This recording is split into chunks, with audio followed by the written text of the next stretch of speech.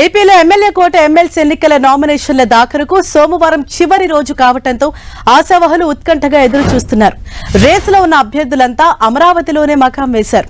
కొందరైతే తమకు ఖచ్చితంగా చోటు దక్కుతుందనే నమ్మకంతో నామినేషన్ పత్రాలు, అఫిడవిట్లు సిద్ధం చేసుకుని రెడీగా ఉన్నారు. అయితే అధినేత చంద్రబాబు ఆదివారమైనా 4 ఎమ్మెల్సీ అభ్యర్థులను ఖరారు చేస్తారా, లేక నేటి అర్ధరాత్రి వరకు టెన్షన్ పెడతారా అనే చర్చ జరుగుతోంది.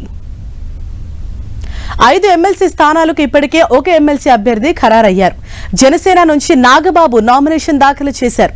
మిగిలిన 4 తెలుగుదేశం నుంచే నామినేషన్ దాఖలు చేయాల్సి ఉంటుంది. దీంతో ఆశావహుల్లో తీవ్ర ఉత్కంఠ కొనసాగుతోంది. పార్టీ అగ్రనాయకత్వం నుంచి ఇంతవరకు అభ్యర్థులపై ఎలాంటి ప్రకటన రాలేదు. ఈ నెలాఖరుతో పదవీ విరమణ చేస్తున్న ఎమ్మెల్సీలు యనమల రామకృష్ణుడు, అశోక్ బాబు, దువ్వారపు రామారావు, బీటీ నాయుడు, జంగా కృష్ణమూర్తి తెలుగుదేశం నేతలే కావడంతో ఎవరికైనా మళ్లీ అవకాశం కల్పిస్తారా లేదా అనే స్పష్టత కూడా ఇంతవరకు అధిష్టానం నుంచి లేదు. చంద్రబాబు, లోకేష్ తమను కలిసిన వారందరికీ విజ్ఞప్తులు వింటున్నా ఇంతవరకు ఎవరికీ ఎలాంటి హామీ ఇవ్వలేదు. ఎవరికైనా రెన్యూల్ ఉంటుందా లేదా అనే విషయం పక్కన పెట్టి చూస్తే తమకు అవకాశం ఇవ్వాలి అనే ఆశావహుల జాబితా మాత్రం భారీగానే ఉంది. ఏ ఎంపికైనా కుల, మత, ప్రాంత సమీకరణాలు బేరీజు వేసుకుని వడపోత చేయటం అధినేతకు అలవాటు. కాబట్టి అందుకు తగ్గట్లుగా ఎవరి అంచనాల్లో వారు తమకు అదృష్టం దక్కుతుందని ఆశిస్తున్నారు.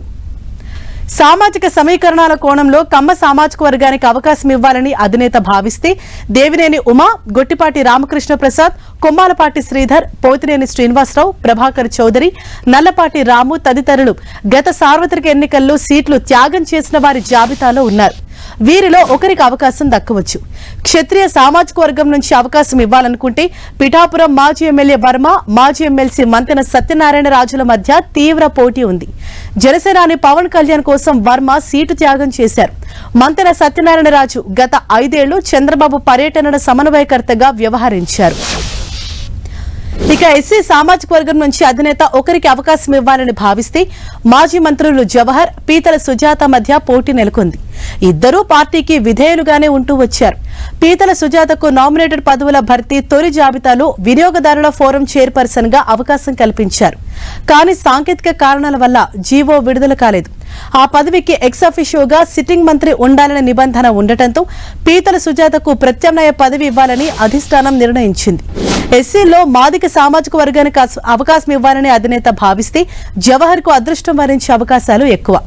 ఒకవేళ మాల సామాజిక వర్గానికి అవకాశం ఇవ్వాలనుకుంటే పీతల సుజాతకు అవకాశం దక్కనుంది. ఇక తెలుగుదేశం పార్టీ ఎప్పుడు ప్రాధాన్యం ఇచ్చే బీసీలకు ఖచ్చితంగా ఈ 4 ఎమ్మెల్సీ స్థానాల్లో చోటు దక్కడం ఖాయం. ఈ జాబితాలో బీద రవిచంద్ర యాదవ్, రెడ్డి సుబ్రహ్మణ్యం, బుద్ధా వెంకన్న, తిప్పేస్వామి, ముస్లిం బీసీ కోటాలో నాగుల్ మీరా తదితరులు గట్టిగా పోటీ పడుతున్నారు.